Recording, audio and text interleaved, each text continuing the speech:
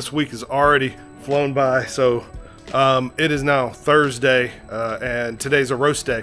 So we've got the big roaster warmed up. I actually have roast to do today on both the large roaster and the smaller roaster.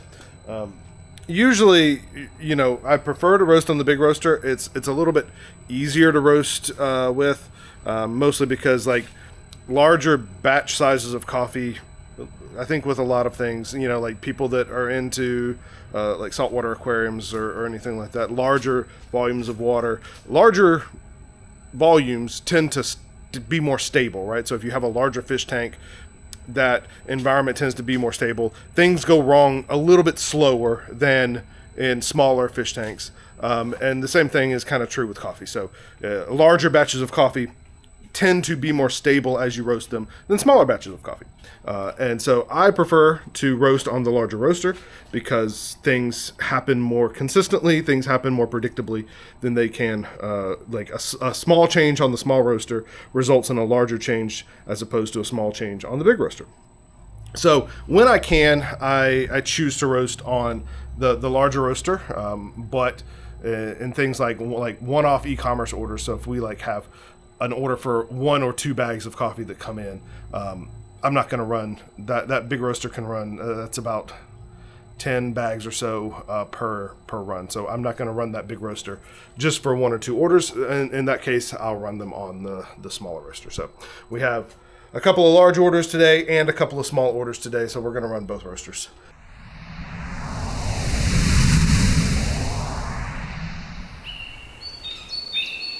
So while we wait for the roaster to preheat for the next batch to go in, I did want to quickly show you how I keep track of my roasts and all my data.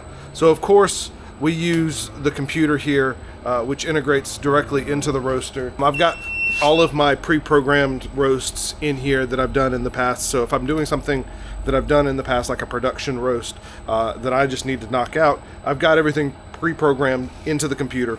But I don't necessarily like using this primarily as my data recording while things are roasting. I use this purely as an observation to make sure things are going the way I expect them to. I do keep also here, I've got this roast log, which I keep all of my roasts on, and so I'll give you a closer look at that. So it's got things like the date, the roast ID, what the blend is or what the coffee is that we're roasting, the weight of the green coffee, the weight of the roasted coffee, and then some key metrics that I like to keep track of. So like charge temp, green to yellow, first crack, second crack, drop time, drop temp, the roastery temp, and the temperature outside. And I do it on a piece of paper because it helps me pay attention throughout the roast. I've got 100 things going on at any given point in my mind, and so if I just click a button that says green to yellow and I click that button, I'm not always as in tune with things as this if I have a piece of paper in my hand and I have to physically write it down. And that's just me.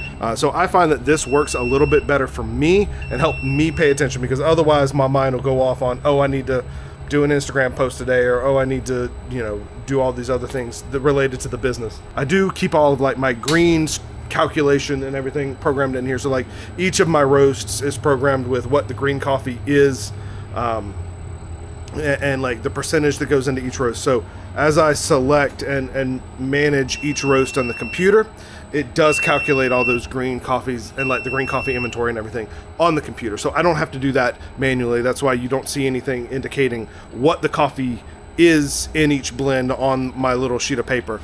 But I think we're ready to go, so I'm going to get back to roasting. Tonight we have a networking event, which is one of the things, honestly, that I enjoy least about owning a business, to be perfectly honest.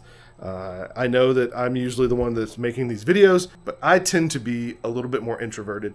Actually, I used to be very introverted. But over the years, I worked in retail for a little bit, which helped me get out of my shell. I worked in manufacturing and a customer-facing role, and so that helped me get out of my shell a little bit. So I'm less introverted, just naturally now than I was back in high school. But I still prefer to be like, it drains me a lot to be in front of people. Running a business, you have to do things that aren't, make you uncomfortable. They make you get out of your comfort zone, and that's good. So networking events are one of those things. It does help that today's networking event is really awesome.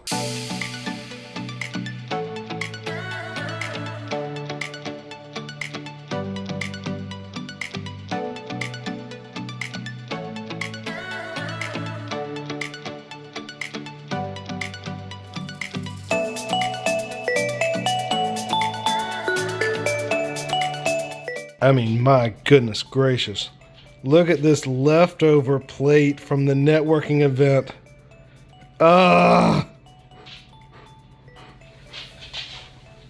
And dogs.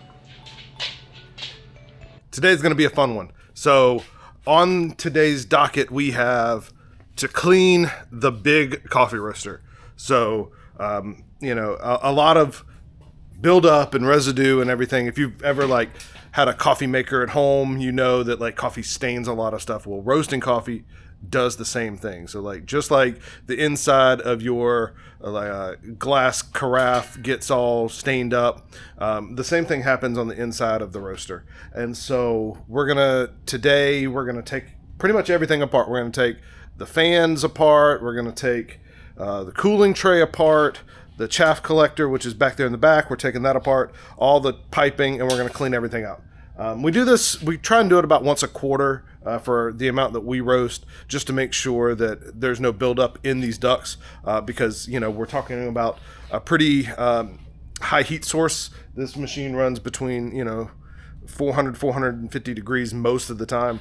And so the last thing we want to do is we want some clog in this ductwork or something, and create a situation where the temperature gets out of control and we create a fire. So we're gonna go ahead and start working on it, tear it apart. Come on, hang out, and let's probably get very dirty and very smelly cleaning this thing up.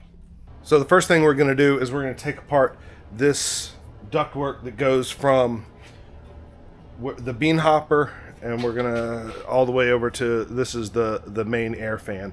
And so we're gonna take apart this tube and clean it out, and then we're actually disassemble the fan itself and clean it as well.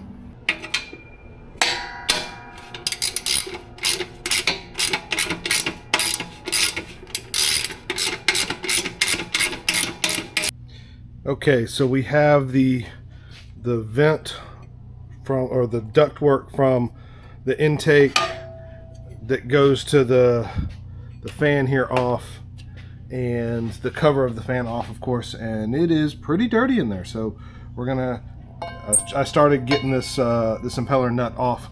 I'm gonna continue that, get this cleaned up and reinstalled, and then we got to also do the exhaust fan down there as well.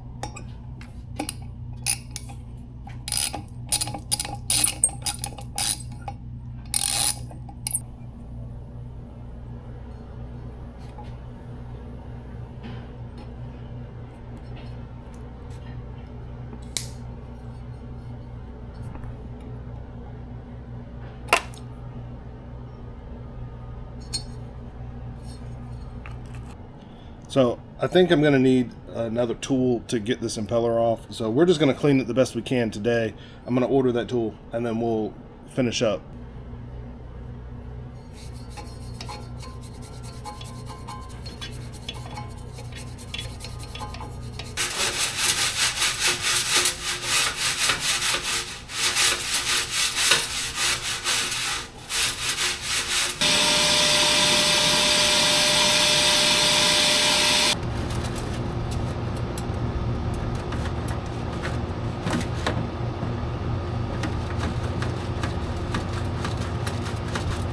All right, so I think we've done a pretty decent job of getting it cleaned up for today, until of course I've got to get that that tool to remove that impeller and finish everything. So we'll do another deep cleaning here once that tool comes in, but for now I think that'll do the job. And next up is we just got to reattach everything. So we're just gonna finish up getting everything back together, and we should be good to go, at least for another couple months.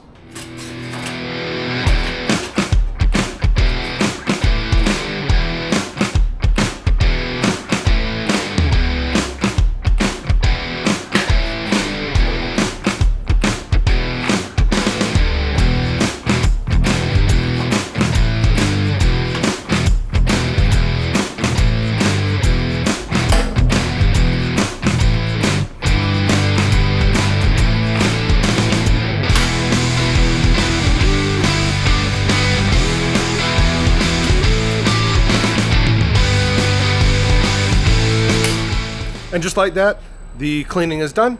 Roaster is back up and going, and we're getting ready to go again. So I hope you enjoyed this video, seeing a little bit more behind the scenes of what it takes to run a roastery. And hope you enjoy kind of this more casual style of videos. Let us know what you think in the comments, and we will catch you again very soon.